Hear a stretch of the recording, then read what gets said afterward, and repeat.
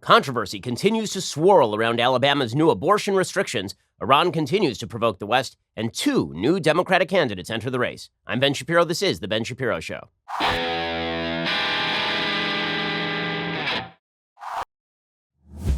Wow, it is a busy, busy news day. We have a lot to get to. And I have some, I think, interesting analysis of where the abortion controversy goes from here. But first, losing your hair sucks, okay? Male pattern baldness runs in my family. 2 out of 3 dudes will experience hair loss by the time they are 35. Introducing Keeps, the easiest and most affordable way to keep the hair you have. These FDA approved products used to cost so much, but now, thanks to Keeps, they are finally inexpensive and easy to get. For 5 minutes now, starting at just $10 every month, you will never have to worry about hair loss again. Getting started with Keeps is really easy. Sign up takes less than 5 minutes. Just answer a few questions, snap some photos of your hair. A licensed physician will review your information online and then recommend the right treatment for you. Then it is shipped directly to your door every 3 months. Keeps offers generic versions of the only 2 FDA-approved hair loss products out there. Some of you probably tried them before, but you've probably never gotten them for this price. Keeps is only $10 to $35 a month. Plus, now you can get your first month for free, which is a hell of a deal for getting to keep your hair. To receive your first month of treatment for free, go to keeps.com/Ben. That is KEEPS.com/Ben. Free month of treatment at keeps.com/Ben. Go check them out right now. Keeps, hair today, hair tomorrow. Again, that's KEEPS.com/Ben and get that first month of treatment for free. Go check it out right this very instant. Okay, so the obvious controversy of the day continues to be this Alabama law, and there are other states that are now pushing for new restrictions on abortion, which on a moral level is fantastic because obviously, in the view of pro-lifers everywhere, abortion is the grave moral sin that threatens the soul of our nation. It has been so ever since Roe versus Wade. The notion that a woman has a right to kill a human life within her with the help of her doctor is not written anywhere in the Constitution. It is nowhere in the Declaration of Independence. Folks who are making the argument that abortion is a woman's right are doing so based on the absolute nonsensical case of Roe versus Wade. We explained yesterday all the details of Roe versus Wade, the emanations from the penumbras, the idea that everyone gets to define what human life is of their own accord, which, of course, is sheer nonsense. And if that logic taken to its ultimate conclusion allows you to dehumanize anybody that you wish to victimize for your own particular purposes. And unfortunately, that really is what abortion is on a broad scale. On a broad scale, the attempt to prevent the understanding that human life exists in the womb for the sake of convenience has become part of a rote thought process by which feminists claim that abortion is nothing more than the dismissal of a polyp, the removal of a polyp. That's utter sheer nonsense. It is deceptive nonsense at that, and it is morally dangerous nonsense as well. So on a pure moral level, an attempt to bar abortion is not just an attempt to protect the life of the unborn. It's an attempt to protect the soul of a country that seeks to prevent the loss of that life. And you don't have a right to abortion. You do have a right. Life, liberty, and the pursuit of happiness from the Declaration of Independence is the way that it's expressed in the Constitution of the United States, both the 5th and the 14th Amendments, which ironically and perversely have been used as an excuse for abortion by the Supreme Court. It is both the 5th and the 14th Amendments that say that life cannot be removed without due process of law. This is a human life in the womb. And all the counter arguments that are currently being used, that it's a polyp, nonsense, that human life is arbitrarily defined, nonsense. Everyone knows that human life begins at conception. Now, the real question is, on a logical level, when does quote-unquote personhood begin? But the truth is that you don't have to believe that an embryo is the equivalent of a fully grown baby on a scientific level to acknowledge that human life cannot be removed. Human life, incipient human life, as I have called it, you don't have to argue that that is the same thing as a 35-year-old man in order for you to argue that this does have countervailing weight and that embryo does have, in fact, a right to life under the Constitution of the United States. Personhood amendments are simply designed to extend the notion of personhood to all human life, and it is a unique human life, just the same way that an unfertilized egg is not a chicken, but a fertilized egg is a potential chicken. Okay, the fact is that is a chicken life, just the same way a fertilized human egg would be a human life. That is a human life and a potential baby, right? That is the way that the science works.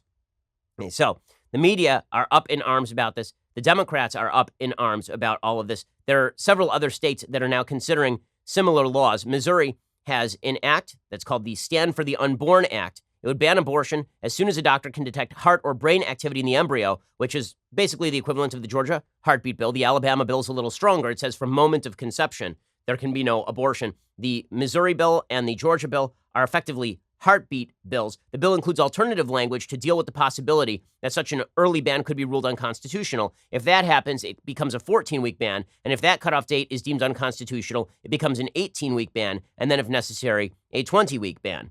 The legislation also prohibits minors from obtaining an abortion without written parental consent in most cases, which, again, makes sense considering that if you're in school and you want an aspirin, you need permission from your parents.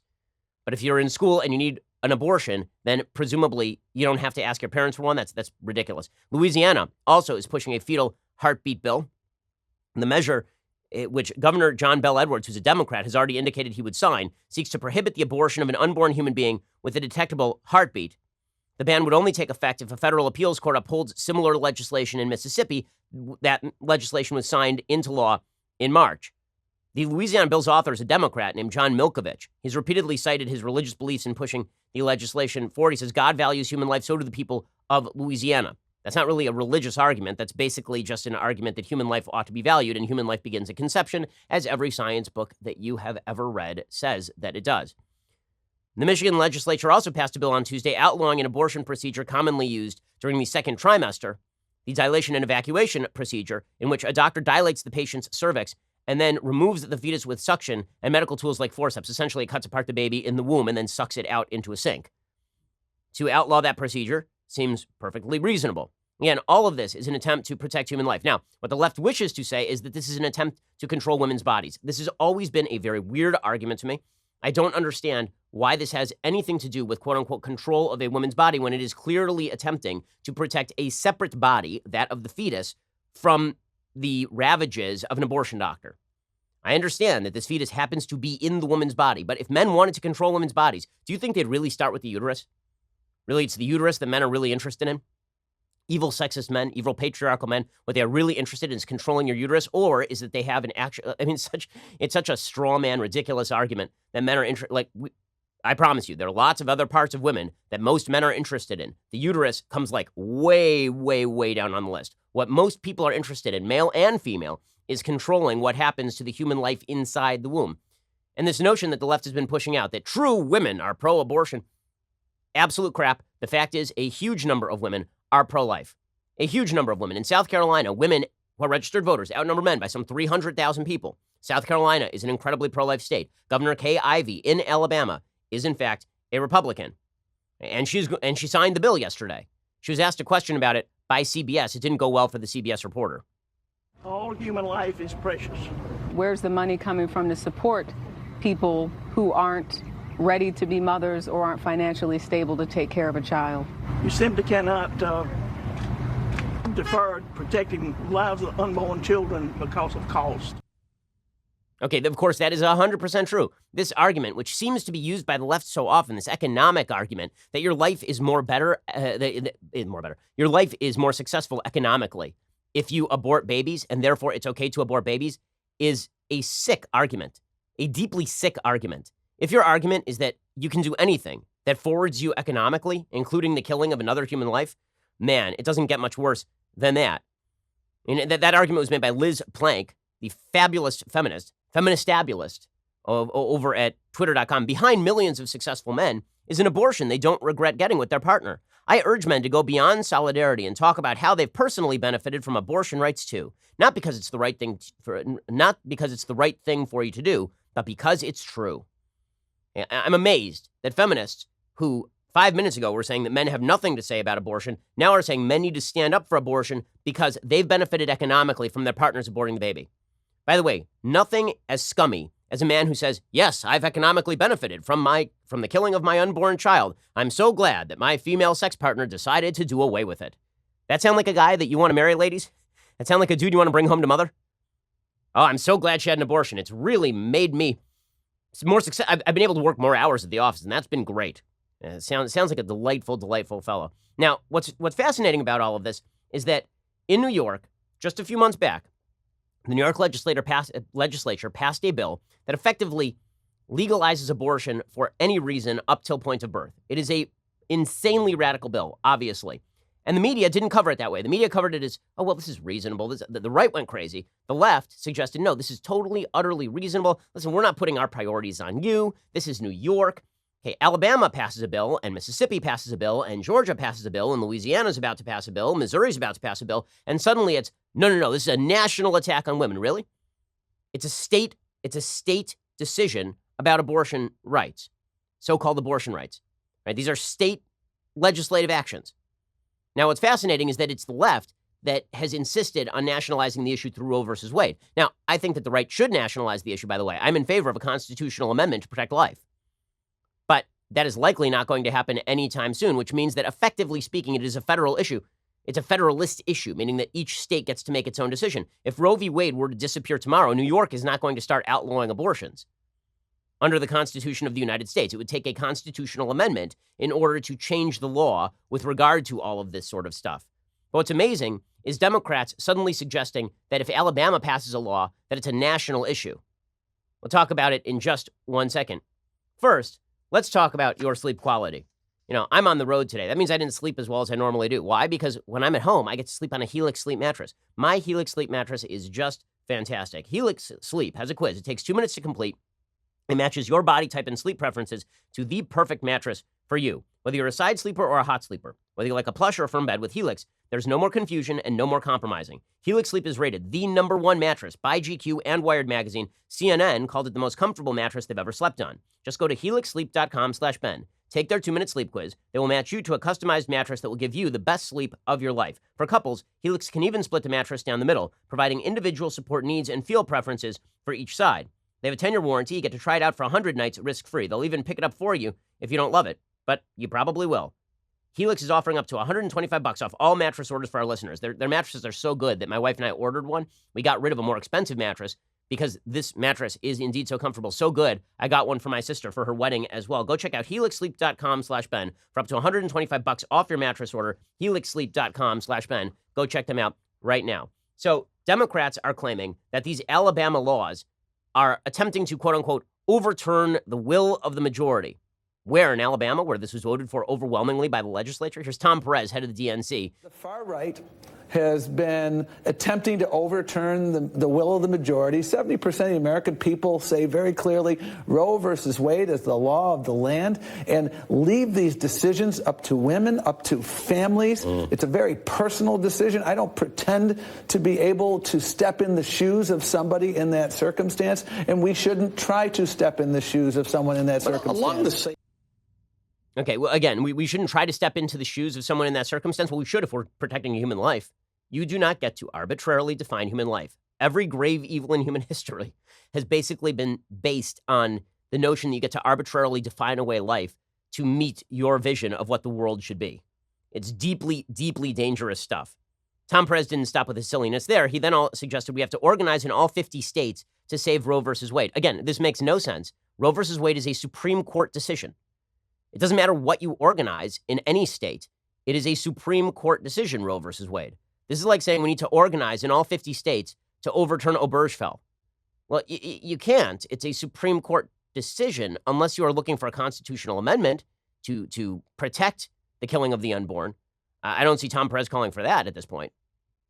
The mission of the Democratic National Committee is to elect Democrats up and down the ballot, and this unconscionable activity in Alabama is a stark reminder of the fact that we must continue to organize in all 50 states. I believe we can win in places, and we can win everywhere. We demonstrated that in 2018, and we're going to continue to organize everywhere because things that people thought were just well settled in the world of Trump are no longer well settled, and this is Exhibit A. Exhibit A. Okay, fine. Chuck Todd then makes the point on NBC that it's culture wars holding Republicans together. That's the real reason that Republicans care about all of this, is because of the supposed culture wars, not because they actually care about abortion, which, by the way, is the #1 animating issue for a huge swath of Republicans. I spoke at the March for Life. 750,000 people showed up. They do every year. Okay, but Chuck Todd says, no, this is all just, it's just political pandering by Republicans, as opposed to Democrats who say you should be able to kill a baby while it's in the birth canal, according to Kathy Tran, Virginia delegate in the House of Delegates. Here's Chuck Todd making the argument. It's just culture war stuff, guys. The pro-life movement's mission to get Roe v. Wade in front of this conservative Supreme Court is a bigger deal. And the president's escalating embrace of the culture wars is perhaps the biggest deal of them all. Because right now, the culture wars are the glue that holds the Republican Party together. Republicans are divided on issues like immigration, tariffs, and health care as matters of policy. But the president hasn't made those issues referendums on policy so much as he's made them flashpoints in a larger culture battle. With immigrants, it's about what does America look like? With the Chinese, with socialists, you name it. You get the picture. And in a way, he's made the GOP into a culture of Trump. Okay, so this idea that it's Republicans engaged in a culture war, but not Democrats, is just silly. A culture war requires two sides. It is Democrats who have been pushing to legalize abortion all the way to point of birth, and Republicans who are pushing back against that by saying we want to ban abortion from point of conception. Now, this does raise a strategic question. It was interesting. Pat Robertson, who obviously is extremely pro-life, he came out yesterday. He said that he thinks the Alabama abortion law goes too far. He was on the 700 Club talking about this. I think Alabama has gone too far. They've passed a law that would give a 99-year prison sentence to people who could commit abortion. There's no exception for rape or incest. It's an extreme law, and they want to challenge Roe versus Wade. But my humble view is that this is not the case we want to bring to the Supreme Court because I think this one will lose. Okay, so the point that Robertson is making here, people are jumping all over Robertson because they're suggesting, well, he's given up his pro-life bona fides. I think that there is a good, interesting argument to be had about whether the Alabama law, for example, is a law that is designed to achieve its purpose. What I mean by this is I've said all along, it's a moral law. I think it is a moral law to protect human life, all the way back to conception. For all reasons, it is important to protect human life. Human life is either worth protecting or it is not worth protecting. And if you say that it is not worth protecting, you're going to have to explain why certain types of human life are not worth protecting. You're going to have to make a logical argument for that.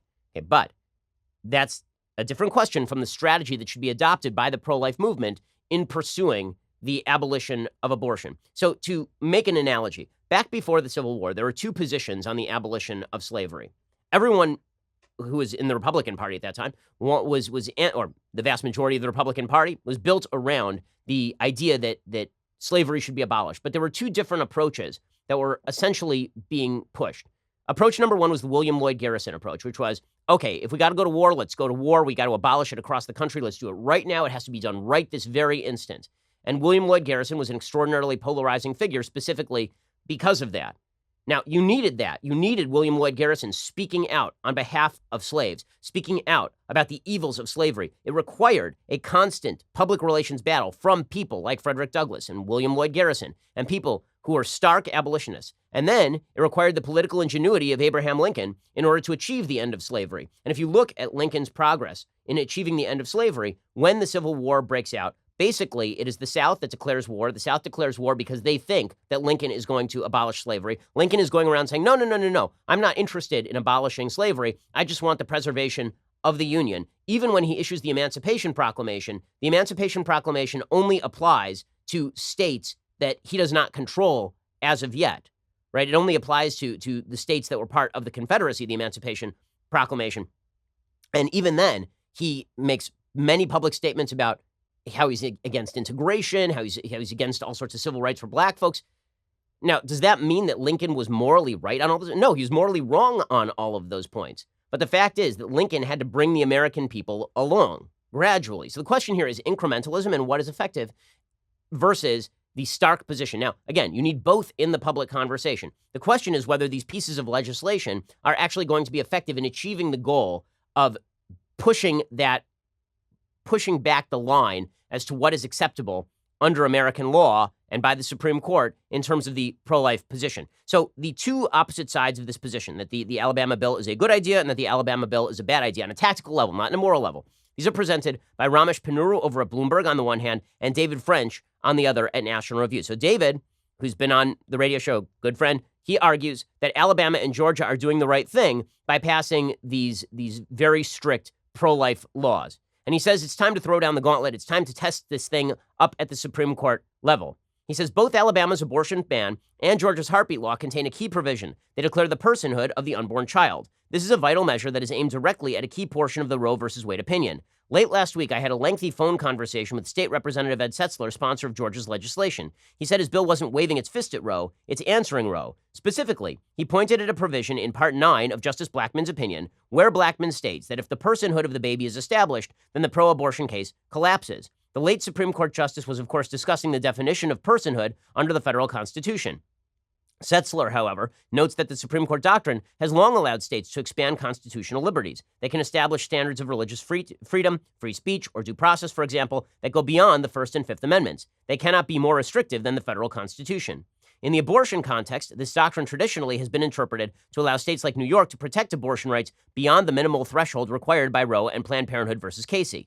Georgia and potentially Alabama would be asking the court to permit them to expand the constitutional liberty of the unborn child and to recognize the distinct human identity of the baby in the womb. In other words, Georgia and Alabama are saying we've read Roe, and we're making the very legal statement that Justice Blackmun says would fundamentally undermine the case for abortion. Under our federal system, we can expand the legal definition of life. He says, while pro-life Americans can and do engage in good faith debates about tactics, I prefer the most direct approach. Tell the court what life means. Make the court break the federal system once again. He says the timing is right. It's time for the court to rule on Roe so we know where we stand. He says if the court overturns Roe, rightfully holding that the federal Constitution is silent on abortion, the battle turns to the states. If Roe is upheld and the legal battle over abortion is reduced, both now and for the foreseeable future, to far more marginal issues like admitting privileges or clinic regulations or late-term abortion bans, pro-life Americans would understand that presidents and judges have treated them like Lucy with the football, inducing them to vote on the issue that is more important to them than any other, only to protect the status quo. He says, I know that in theory the judges could overrule Roe through, say, an admitting privileges case, but why would they? Instead, we have to challenge Roe. So that is perspective number one. It's time to challenge Roe. Now is the time. If we don't do it now, when are we going to do it? That's the case David French is making. Then there is the other perspective. I'm going to get to that in just a second as to the tactical usefulness of what Alabama and Georgia are doing. First, I love that Dollar Shave Club has everything I need to look, feel, and smell my best. What I love even more is the fact I never have to go to a store. That's because first, DSC delivers everything I need directly to my door. Two, they keep me fully stocked on what I use so I don't run out. Here's how it works. Dollar Shave Club has everything you need to get ready, no matter what you're getting ready for. They have you covered head to toe for your hair, your skin, your face, you name it, they've got it. And they have this new program where they automatically keep you stocked up on the products you use. You determine what you want and when you want it, and it shows up right at your door from once a month to once every 6 months. That's what I do for their Amber Lavender Body Cleanser. My goodness, it smells delightful, and it is calming. I mean, do I seem like a person who needs calm? You are correct, I do. And that's why I use the Amber Lavender Body Cleanser from Dollar Shave Club Plus. With their handsome discount, the more you buy, the more you save. And right now, they've got a bunch of starter sets you can try for just $5, like their oral care kit. After that, the restock box ships regular-sized products at regular price. So, what in hell are you waiting for? Get your starter set for just $5 right now at dollarshaveclub.com/Ben. That is dollarshaveclub.com/Ben. Again, they've got those starter sets you can try for just $5 and then keep the regular size products coming at regular price. dollarshaveclub.com/Ben. Go check it out right now. So, as I say, there are two perspectives on the Georgia and Alabama law from the pro-life perspective. And again, I agree with everything morally in the Alabama law, down to the marrow of it. The question is whether it's going to be effective. So David French says, well, Roe exists. This will be elevated to the Supreme Court. The Supreme Court will rule, and then we'll know where we stand. That's perspective number one. Go for it. Go for broke. Push it as hard as you can. William Lloyd Garrison. Then there's the Lincoln incrementalist approach. And again, it's not that Lincoln was in favor of preserving slavery. It was that Lincoln saw a strategic value to gradually and incrementally bringing the American people there. This is the approach Ramesh Ponnuru is pushing over at Bloomberg.com, another person with whom I'm friendly. He says, for roughly 25 years, the movement against abortion has been predominantly incrementalist. Its focus has been on restricting abortion in relatively modest ways rather than amending the Constitution to prohibit it altogether. In the 1990s, pro-lifers began to campaign to ban a method of abortion they called partial birth. More recently, they have sought to ban abortions after 20 weeks of gestation. The theory behind this strategy is that changes to the law would reduce abortion rates. Debate over these changes would turn public opinion against abortion. Small victories today would enable bigger ones tomorrow. That day has come in the eyes of some pro-lifers, and then Ramesh quotes David French. And Ponnuru says, nearly everyone who's active in the movement agrees with French that the ultimate goal should be that, as pro-life slogan has it, every child is welcomed in life and protected in law, which requires the overturning of Roe versus Wade. But people who agree on the goal are divided on how to get there. French is underestimating the practical advantages of gradual step-by-step progress. It's true, as he suggests, that the Supreme Court can allow limited measures, such as 20-week bans, without dismantling its abortion jurisprudence. If it took up a heartbeat bill, it would have to choose either to keep or scrap its precedents. A major pro-life objective would be in sight. But since heartbeat laws are flatly inconsistent with the precedents, the justices might not have to take them up in the first place. Lower courts would strike them down. The justices could merely decline to hear appeals. It takes 4 justices to take a writ of certiorari. The question is whether there are 4 justices who would even take up the heartbeat bills. So right now, supposedly, there are 5 conservative justices. In reality, there are 3 solidly conservative justices, and then there are 2 who are sort of on the fence. Okay, the 3 who are solidly conservative would be Thomas, Gorsuch, and Alito. Those are the 3 who would probably take up a writ. And then you have Kavanaugh, who might not, and Roberts, who might not. Okay, so it's a bit of a dangerous game. You're passing these bills. They could be struck down at the Court of Appeals level and never reach the Supreme Court. As Panuru says, let's say, though, that the case actually were taken up by the Supreme Court.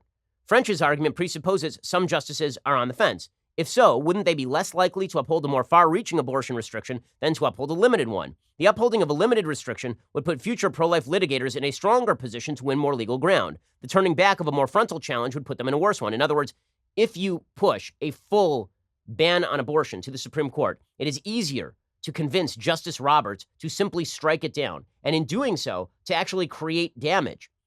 Okay, what I've been saying is that I think that the Supreme Court, if it's going to pare back its abortion rulings, is likely to do so by looking at the undue burden standard under Planned Parenthood versus Casey. There's a tactical consideration. Again, I agree with the morality of the Alabama law. Were I king, it would be a constitutional amendment. Okay, but the fact is that the Supreme Court is still going to rule on this stuff. And when the Supreme Court rules on it, the most likely scenario is that they don't overturn Roe. I don't think you have 5 votes for that. And the most likely scenario is they don't overturn Planned Parenthood versus Casey.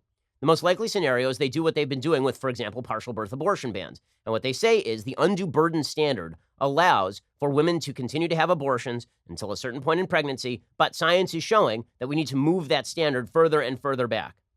The incrementalist position, in other words, is making it harder and harder for a woman to get an abortion later. And that is the most likely outcome. Now let's say you come along with the Alabama bill, and the Supreme Court says, no, you know what, this disagrees with precedent, we're not looking at it. Or, even worse, it gets to the Supreme Court, and the Supreme Court says, you know what, we can see your final intent here, and that means that we are shoring up the undue burden standard, that we are going to exacerbate the undue burden standard, that in fact what we are going to try to do is limit abortion laws even more, because we see that your end goal is not, in fact, to allow abortion to a particular point. It is instead to ban abortion utterly. You could easily see Justice Roberts signing on to an opinion, something like that. Right? And that would be significantly damaging to the pro-life cause. Let's take another example. So the Missouri law seems to me the best written of the ones that I have seen. The Missouri law says, look, we want to stop abortion at the heartbeat. If that doesn't hold, then we'll stop abortion at 14 weeks, 18 weeks, 20 weeks. And that gives the Supreme Court the option to broaden Planned Parenthood versus Casey or to strike down Roe versus Wade entirely. That is a better drawn law. What you want to do is keep fighting on the ground with which most Americans agree until you can shift American opinion on this. Here's what the opinion polls show. And listen, I know when it comes to morality, opinion polls don't matter, but they do when it comes to actually shifting the law. Because what you could get is a huge backlash from the quote-unquote moderate middle who are not convinced fully on the pro-life cause and who decide that it is too extreme. The Alabama law is too extreme, so let's elect a Democrat. So then the result of the Alabama law will be that it never goes into effect, that a Democrat is elected president of the United States, that Democrats take over the Senate, or that the Supreme Court ends up broadening abortion law rather than restricting abortion law. All of those would be very, very bad results. This is why I'm a little bit wary of the strategy. I think that it's coming from folks who are far too sanguine about the status of the Supreme Court right now. Ramesh Panuru tends to agree. He says, pro-lifers would consider it morally obligatory to press for the maximum feasible legal protection for unborn children that could be sustained over time. But the risks of a backlash that set back that protection would be substantial, particularly in some states. At each time and place, the pro-life task will be twofold: putting into law those protections that command a consensus and working to change that consensus in the direction of more perfect justice. Each stage of this process of democratic persuasion will require difficult judgments of what is achievable. This is correct to me. This seems right. If you want to stop abortion, you have to look at what can actually be done. Spitting into the wind isn't going to do you a whole hell of a lot of good. Okay, in just a second, we're going to get to the 2020 race where you see Democrats immediately jumping on all of this for their own political gain. Again, that doesn't invalidate the morality for the thousandth time of the laws that are being passed. It does call into question the strategy. We'll get to that in just 1 second. First, head on over to dailywire.com and subscribe right now for $9.99 a month. For $9.99, you get $9.99 a month. You get an additional 2 hours of the show every single day. I mean, we are working hard here for you. Not only that, but also we have an episode of The Conversation. Every few weeks we do an episode of The Conversation. Unfortunately for you, the one today is with Michael Knowles, but you can still tune in, 7 p.m. Eastern, 4 p.m. Pacific. It's free to watch on Facebook and YouTube. Only subscribers can ask the questions. Subscribe, tune in at 7 p.m. Eastern, 4 p.m. Pacific, and join the conversation. Please ask Michael why he's still employed. I think every question should probably be that. Also, when you subscribe and get the annual, you get this, the very greatest in beverage vessels, the leftist tears, hot or cold tumbler. As I say, it is magnificent. It is delicious. You will enjoy it. We're on the road, and today I decided I was going to even activate the decloaking button here so you actually can see it. But as I've said before, when you're on the road, sometimes it's cloaked, sometimes it's not. It does give you an immense amount of control. Also, when you subscribe, you get our Sunday specials on Saturday. And that means that you get early this week's Sunday special starring Carly Fiorina, who stopped by for a chat. If we want to reconnect the social fabric, we have to rebuild relationships. And the most effective way to build relationships is collaborate with somebody else and solve a problem. Don't talk up here in abstract. Get down on the ground and solve a problem.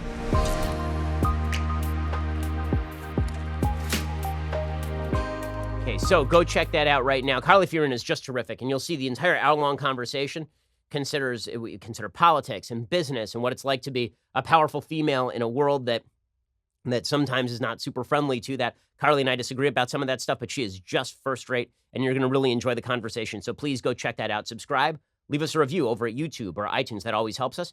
We are the largest, fastest growing conservative podcast and radio show in the nation.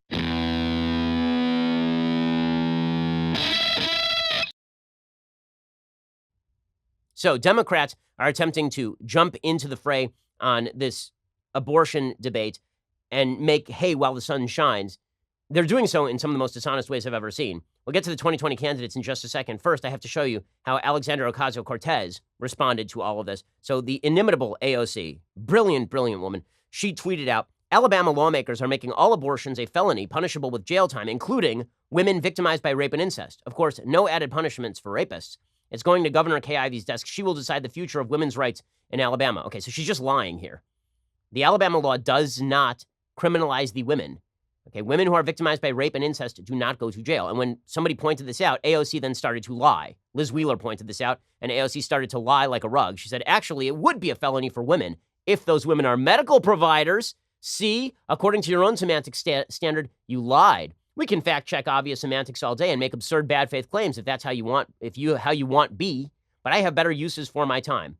No, you don't. Than saying silly things. AOC, no. You do that like full time. So she just lies, right? Her original tweet is women who are victimized by rape and incest could go to jail. And then when called on that, she goes, what I meant was female abortion doctors. Boom! Mic drop. What a liar she is. Okay, but she's not the only one who is lying. Kirsten Gillibrand, who is, of course, one of the foremost Democratic contenders for 0% of the vote. Let's play some Kirsten Gillibrand theme music. What do you mean? She's taken every position on every possible topic.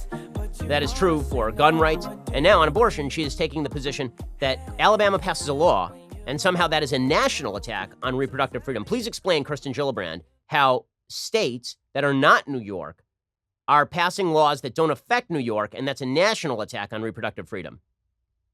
We have to shine a light on this issue. We have to raise up voices of the women who will be affected by this draconian and inhumane policy. And make no mistake, this is a nationwide attack on women's reproductive freedom, on their basic civil rights and basic human rights. Over 29 states in this year alone are attacking women's constitutional rights. And we have to fight. We have to fight now, harder than we have ever fought before. Inspiring stuff from a woman whose immediate family might vote for her in a primary. So Kirsten Gillibrand pushing this. Cory Booker goes even further. Cory Booker, Spartacus, as it were. There's his music. Cory Booker, such a brave individual. He comes forward, he says, I'll even pass a bill legalizing abortion nationwide. So who's nationalizing the issue now, Cory Booker? Alabama passes a law. New York passes a law. You say you want New York's law to govern everyone. Cory Booker. But don't worry, it's only Republicans who want to nationalize the abortion issue, even though Roe versus Wade nationalized what had been at that point a state issue. Those of us who are running for president have a chance to affect the national conversation. We are not helpless in this fight. In the face of extreme injustice, we must organize and we must do the kind of things that New York did, which was enshrining Roe v. Wade, codifying that in law. And we can actually do that in Congress by passing a bill that protects women's reproductive rights and make that the federal law of the land. Okay, so it's pretty amazing. Again, Democrats, people like Chuck Todd saying that these culture wars, they only animate Republicans. You have Democratic candidates saying they want national laws that allow abortion basically up till point of birth, like New York. Federal laws that do that. But don't worry, Democrats are certainly not nationalizing the abortion issue. Then you have Elizabeth Warren, who is fear-mongering in the extreme. She says they're going to overturn Roe versus Wade. Pocahontas. Yeah, she's a very moving candidate, Pocahontas. So anyway, Elizabeth Warren, our Native American senator from Oklahoma.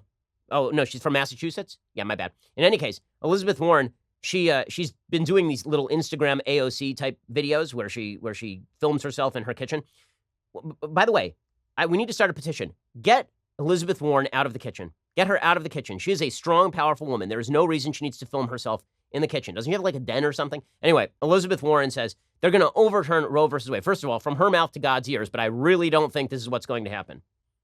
Republican men are on the march to overturn Roe versus Wade. And with Donald Trump stacking the courts in favor of judges who are opposed to abortion, that could be a real possibility. Women across this country are scared. Women are angry. If you support women, now is the time to make that known. Okay, this crap that all women are on Elizabeth Warren's side on abortion is just absolute sheer garbage. It is not true. And there's a vast divide in female opinion on the life versus abortion issue. And there is a vast divide in male opinion on the life versus abortion issue. In fact, there are certain polls that show that women are pro-life generally than men are. But I guess Democrats are going to keep on riding this horse. Well, speaking of horses that just won't ride, apparently there are a couple of new Democratic candidates who are going to jump in the race. I know I'm very excited about it. You know who announced this week? You know who announced yesterday? William de Blasio, the mayor of New York and notorious groundhog serial killer. Groundhog. The theme music for groundhog serial killer, Bill de Blasio. So Bill de Blasio has announced his candidacy, and everybody is looking at each other going, why? Why is that? Why? He's a terrible mayor of New York.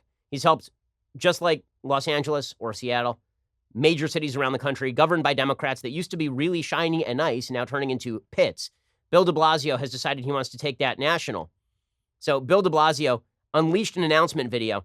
It was not a great announcement video for president. It was more of an announcement video for mayor. He also happened to maybe violate the law by doing this announcement video from the back of a city-owned vehicle, which is using city resources for campaigns.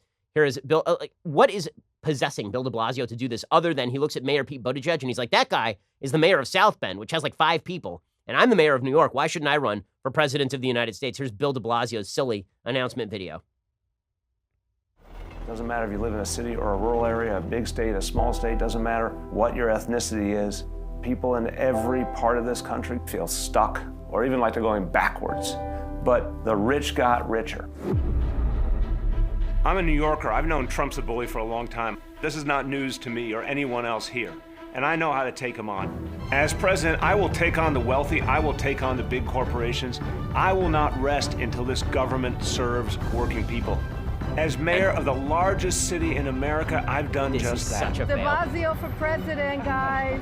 Donald Trump. He found the one person in New York who would say de Blasio for president. By the way, polls show that no one in New York wants Bill de Blasio to run for president. No one. Nobody even wants him really to be mayor. It's just that he's sort of the Democrat who's there. It's really hilarious. You know who'd actually make a good mayor of New York, seriously? AOC would make a good mayor of New York because she's basically Bill de Blasio, but better at it. She'd suck as mayor. When I say she'd make a good mayor of New York, I mean she'd be a terrible mayor. But if you're going to elect a communist as mayor of your city, you may as well elect a Democratic Socialist of America who puts an attractive face on this stupidity. Bill de Blasio, the best part of this was de Blasio announced on GMA, on Good Morning America, this morning that he was running for president. Good Morning America is filmed in New York. Protesters gathered outside the GMA studio to chant liar at him while he was making his announcement, which is a great way to go. Here's some footage of it.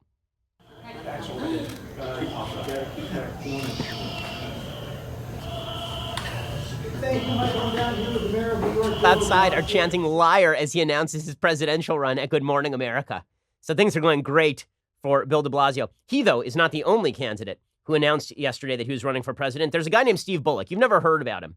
Not Bullock like the guy from Deadwood, like Steve Bullock. He's the governor of Montana. Nobody knows who he is. And he's in Montana, which means he has like 7 constituents, because Montana's a great state, but like 7 people live there.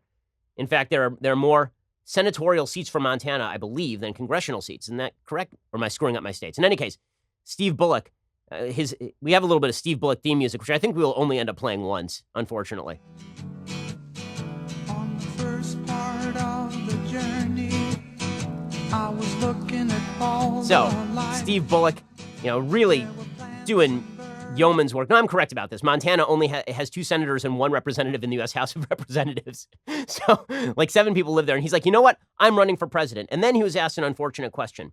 Steve Bullock, please name, you've been governor of the state for 7 years. Please name a accomplishment. Not like a lot of them, just like a accomplishment. 1 accomplishment. Here's Steve Bullock really demonstrating why he should be president of the United States. What have you been proudest to achieve as governor?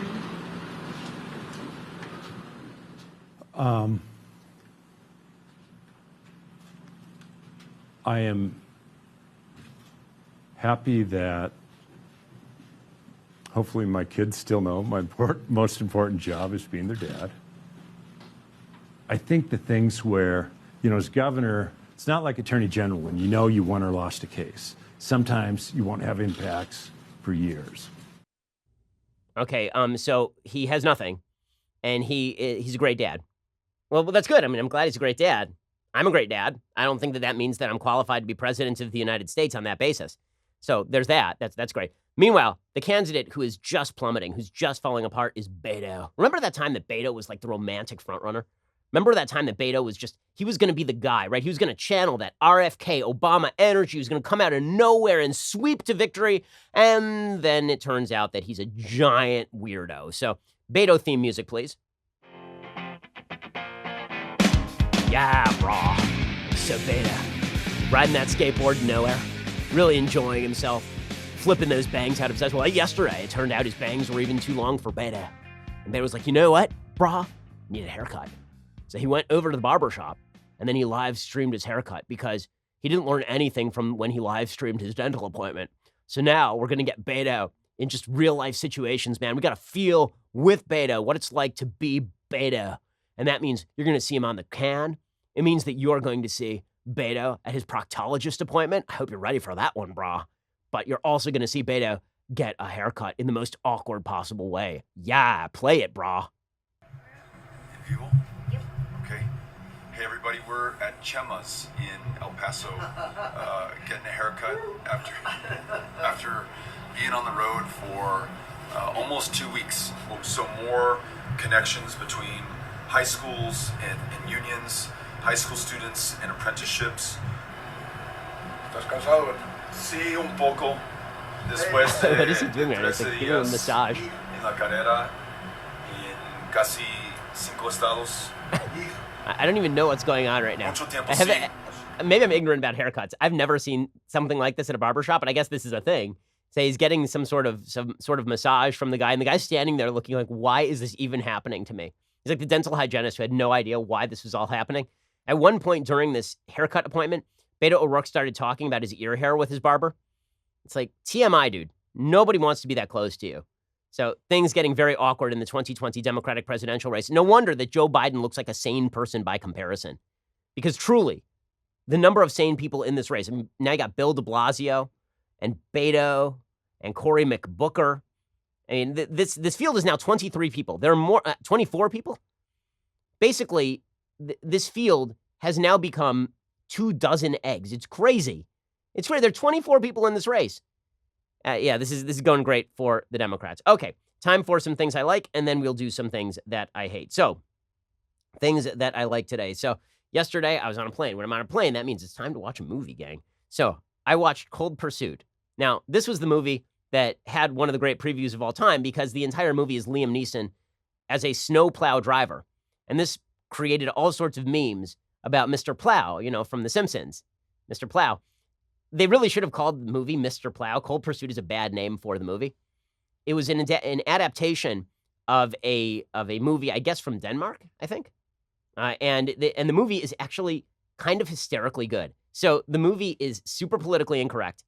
It is very odd. It has almost a No Country for Old Men. It really has a Fargo feel to it. It kind of feels like Fargo. And it's got some really laugh out loud funny moments. Here's a little bit of the trailer. I'm very honored to be named Kehoe Citizen of the Year. I'm just a guy who keeps a strip of civilization open. When you drive the same road day after day, it's easy to think about the road not taken. I was lucky. I picked a good road early, and I stayed on it. Mr. Coxman? What can I do for you? It's about your son. So basically, his son dies, and then he decides to take revenge on the entire drug ring that killed him. But the movie, it's pitched as a serious revenge drama. It is utterly unserious. It's actually really, really funny. So this is one of the problems with ad campaigns for films.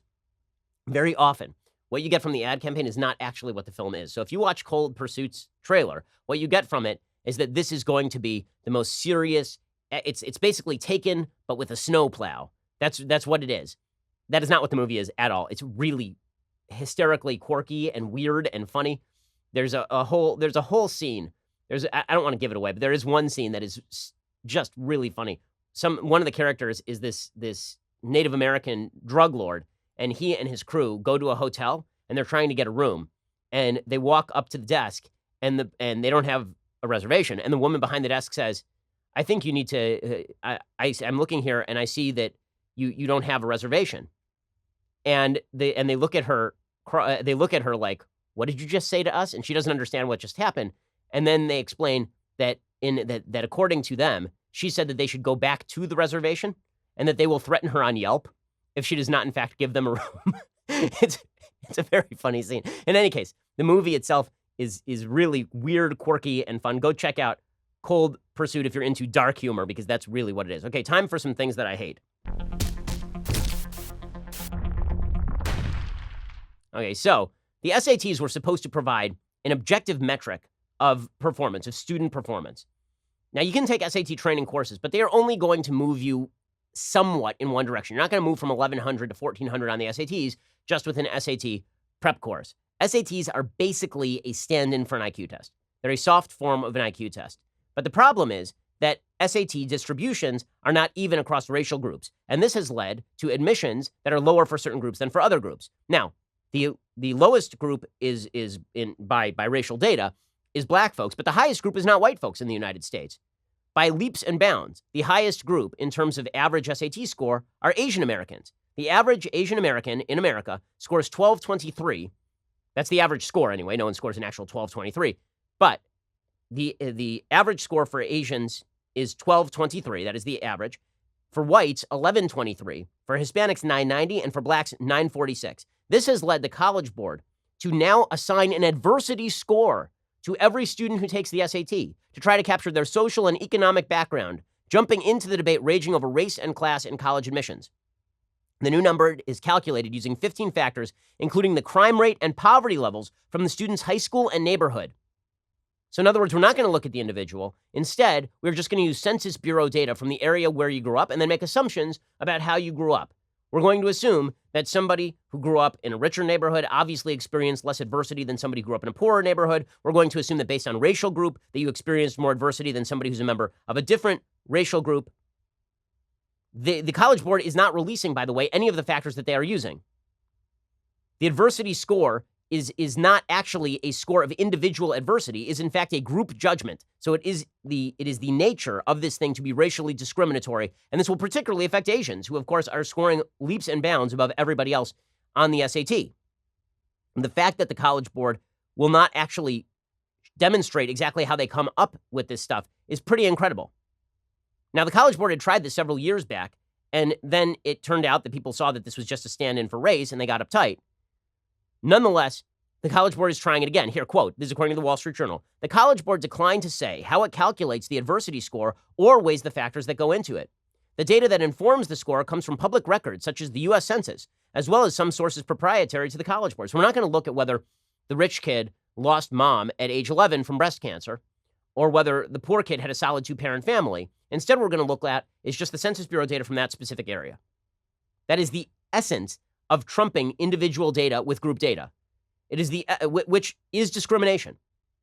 Okay, I've talked about this before. Thomas Sowell has three types of discrimination that he talks about. One is discrimination that is fine, right? This is you discriminate in what you eat every night. Do you want a burger or do you want a vegetarian meal? That's fine discrimination. No one cares about it. Then there is open discrimination, which is you are of a particular race, therefore you are lesser. And no matter what individual data is presented to me, then I will continue to say that because you are of a particular race, you are lesser. That is open discrimination.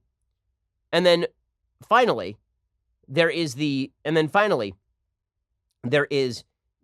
third type of discrimination, which is what he calls discrimination 1A, which is using group data in the absence of individual data. So I don't know anything about you, but now I have to make a call as to what is the most probable things I know about you from outside indicators. But if I get individual data, I will trump the group data with the individual data. The College Board is not engaging in discrimination 1A. They're engaging in open discrimination. In other words, they're not going to look at your specific circumstance. They're going to look at the group data and then assign you a group in order to give or take away points from you. Anthony Carnival is director of Georgetown University's Center on Education and the Workforce. He originally worked for the College Board. He says the purpose is to get to race without using race. That is obviously the case. That is obviously the case. That is discrimination. It should be illegal. Discrimination on the basis of race is illegal in the United States. That's pretty amazing stuff. All right. We'll be back here a little bit later today with 2 additional hours of content. If you want to see those additional hours, you should subscribe at Daily Wire. Otherwise, we'll see you here tomorrow for our Friday broadcast. I'm Ben Shapiro. This is The Ben Shapiro Show. This is The Ben Shapiro Show. Executive producer Jeremy Boring. Senior producer Jonathan Hay. Our supervising producer is Mathis Glover. And our technical producer is Austin Stevens. Edited by Adam Sayevitz. Audio is mixed by Mike Coromina. Hair and makeup is by Jesua Olvera. Production assistant Nick Sheehan. The Ben Shapiro Show is a Daily Wire production. Copyright Daily Wire 2019. The College Board adds a new adversity score to the SAT. Grievance goes mainstream. We will examine social justice and its opposite. You know, actual justice. Check it out at The Michael Knowles Show.